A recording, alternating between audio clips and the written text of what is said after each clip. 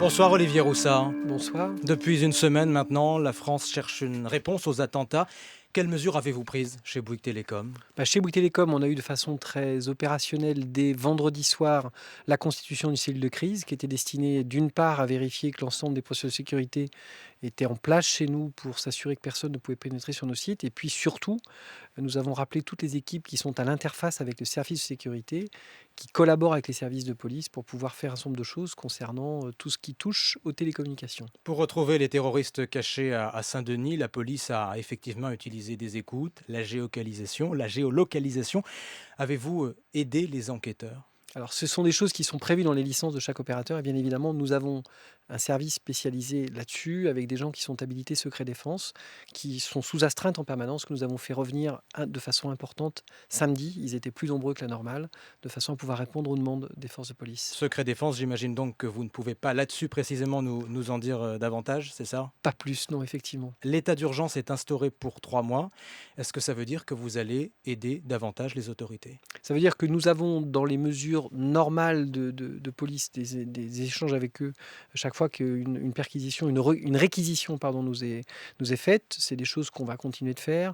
On a établi des mesures de sécurité particulières vis-à-vis de tous les sites importants de Bouygues Télécom, puisqu'on pourrait aussi imaginer qu'on ait la volonté de faire tomber des morceaux de réseau importants pour semer la panique en France. Et donc, on a des mesures de sécurité spécifiques durant cette période. Et on va continuer de travailler comme on l'a fait depuis ce week-end avec l'ensemble des forces de sécurité. Il y a aussi cette loi sur le renseignement, la loi renseignement dont on a beaucoup parlé, adoptée l'été dernier.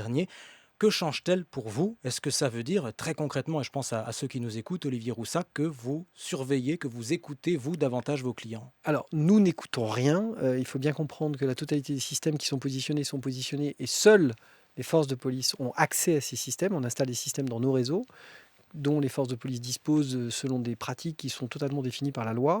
Les opérateurs n'ont évidemment aucune capacité à pouvoir se mettre en interface pour écouter ce qui peut se passer.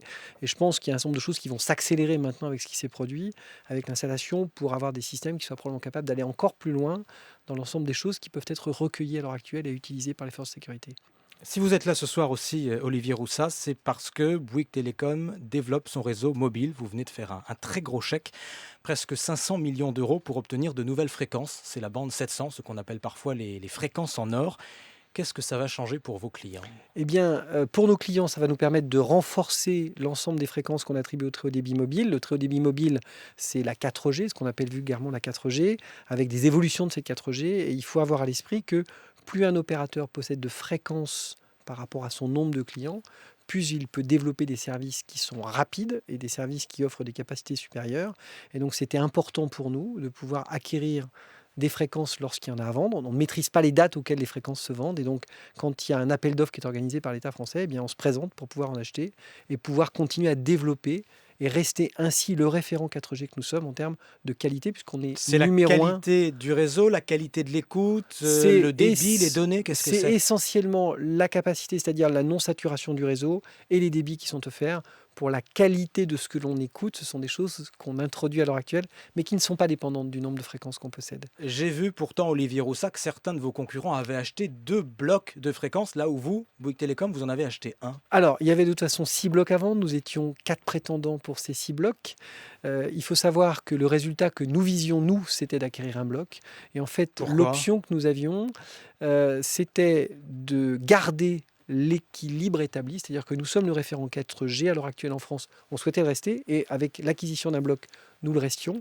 Et pour tout vous dire, nous avions eu une séance de répétition avec les pouvoirs publics que nous avions fait il y a 8 jours, dans lequel on avait vérifié comment fonctionnaient les enchères.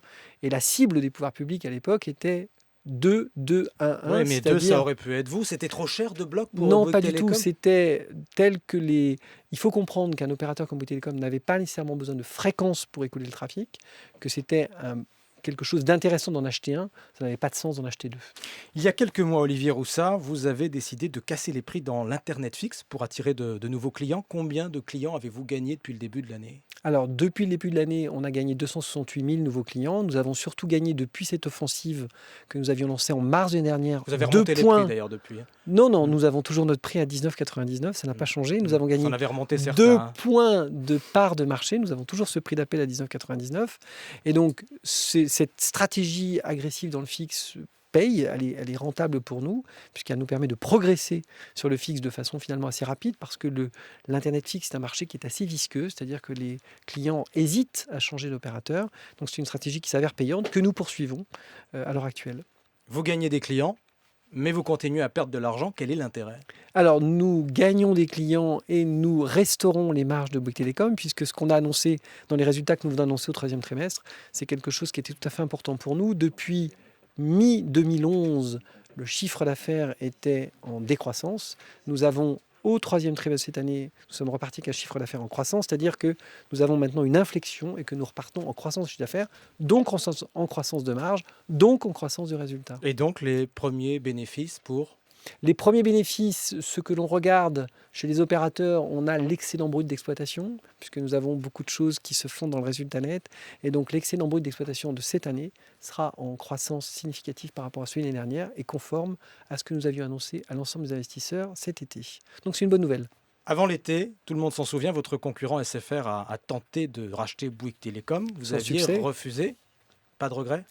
Ah, écoutez, alors, la personne qui pourrait vous répondre, je crois que c'est Martin, mais Martin Bouygues, pardon, excusez-moi, puisque on c'est lui le l'appelle pas propriétaire Martin, de... nous, Excusez-nous, c'est lui le propriétaire de Bouygues Télécom. Je ne suis que le locataire du siège 10 de milliards président. quand même, 10 milliards. Mais qu'est-ce qu'il y avait derrière? Il y avait plusieurs choses. Il y avait d'abord la volonté de dire, cette entreprise est en train de mener une stratégie qui est un retournement de situation. Elle est en train de croître. Et ce que l'on vient de faire au T3 démontre troisième trimestre, excusez-moi, démontre que c'est vrai. On est vraiment en train de partir en croissance. J'ai une dernière question sur SFR. Pour apporter Internet à vos clients, vous utilisez beaucoup le réseau de ce grand concurrent, le réseau d'SFR. Pas tellement, non. Vous utilisez une partie de leur réseau. Nous l'utilisions beaucoup, nous ne l'utilisons plus vraiment beaucoup. C'est la question que j'allais vous poser. Est-ce que vous allez continuer? Notre stratégie dans l'Internet fixe est très clairement d'avoir nos infrastructures en propre. C'est le programme d'investissement qu'on a lancé maintenant depuis 18 mois, qu'on poursuit. Et donc, évidemment, nous allons utiliser de moins en moins les ressources de cet opérateur. Olivier Roussat, le PDG de Bouygues Télécom, invité de l'Interview Éco. Merci. Merci.